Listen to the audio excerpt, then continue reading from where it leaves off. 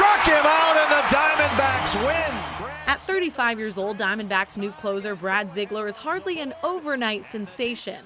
But for the righty without the overhand delivery, it's been a long road. I've just by default been around longer than some of those guys. Ziegler was drafted to the Phillies in the 20th round of the 2003 MLB draft and was released within a year. He then played independent ball before being picked up by the A's, who used him as a starting pitcher. But that didn't last long. They asked me if I would, consider switching to submarine full time and moving to the bullpen, and I was against it at first.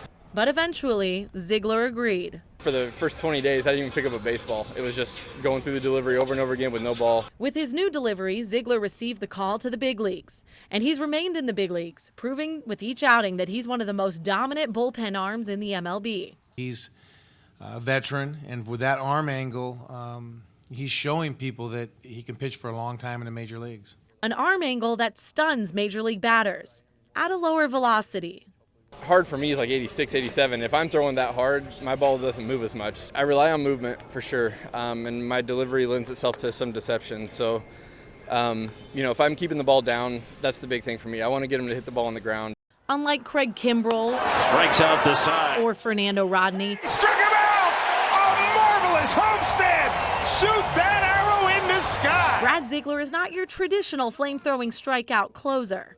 The late-inning reliever who relied on groundouts has taken on a new role as this year's go-to closer. Yeah, I want to help our team win, and if they feel like me pitching the ninth inning is the best time to do that, then I'll, I feel like I've proven I can do that.